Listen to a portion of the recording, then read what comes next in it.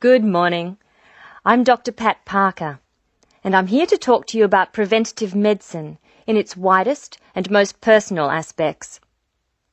In other words, I'm here to tell you how the patient should wrest control of their health away from the practitioners of medicine and take charge of their own medical destiny. I want to talk about staying out of the hands of the doctor.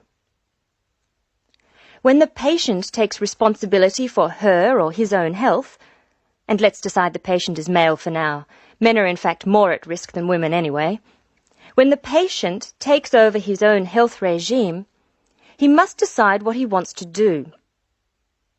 The first thing, of course, is to give up the demon nicotine. Smoking is the worst threat to health, and it's self-inflicted damage.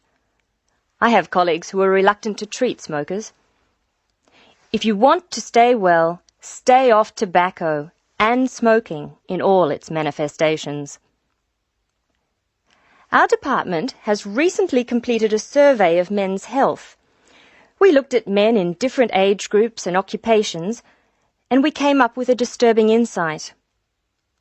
Young men, particularly working-class men, are at considerable risk of premature death because of their lifestyle. As a group, they have high risk factors. They drink too much alcohol, they smoke more heavily than any other group, their diet is frequently heavy in saturated fats, and they don't get enough exercise.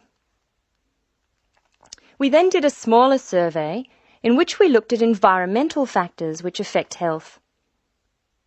I had privately expected to find air or water pollution to be the biggest hazards, and they must not be ignored. However, the effects of the sun emerged as a threat which people simply do not take sufficiently seriously. Please remember that too much sunlight can cause permanent damage. Given this information, and the self-destructive things which people, particularly young men, are doing to themselves, one could be excused for feeling very depressed. However, I believe that a well-funded education campaign will help us improve public health standards and will be particularly valuable for young men. I'm an optimist. I see things improving, but only if we work very hard.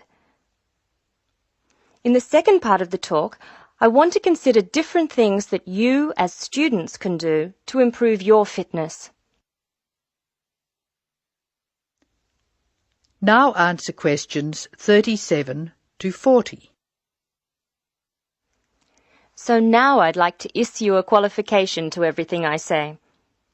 People will still get sick, and they will still need doctors. This advice is just to reduce the incidence of sickness.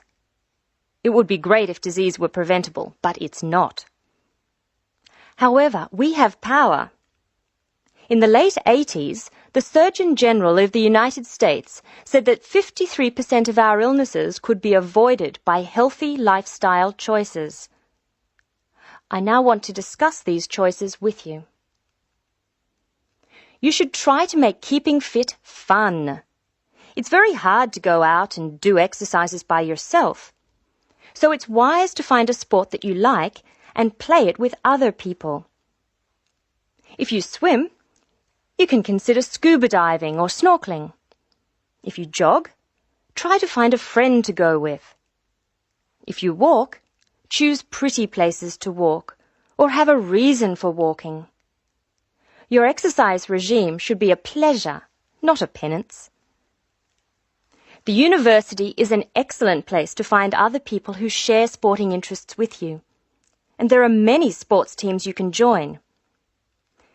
This, unfortunately, raises the issue of sports injuries, and different sports have characteristic injuries.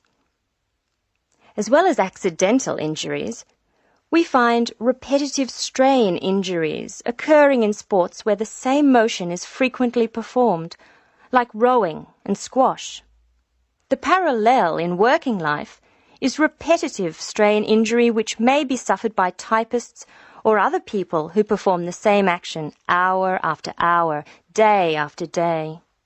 In this context, therefore, the most important thing to remember before any sport is to warm up adequately. Do stretching exercises and aim at all times to increase your flexibility. Be gentle with yourself and allow time to prepare for the game you have chosen to play. Don't be fooled by the term warm-up, by the way. It's every bit as important to do your warm-up exercises on a hot day as on a cool one. I think one of the most sensible and exciting developments in the reduction of injury is the recognition that all sports can borrow from each other. Many sports programs are now encouraging players to use cross-training techniques. That is, to borrow training techniques from other sports.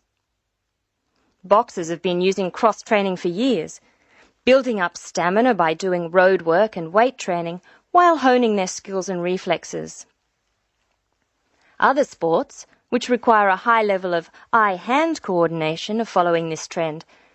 So, you see table tennis players running and jogging to improve their performance, and footballers doing flexibility exercises, which can help them control the ball better. All of these results are good, but the general sense of well-being is best, and is accessible to us all, from trained athletes to people who will never run 100 meters in less than 15 seconds. Good health is not only for those who will achieve athletic greatness. That is the end of section 4. Now you have some time to check your answers.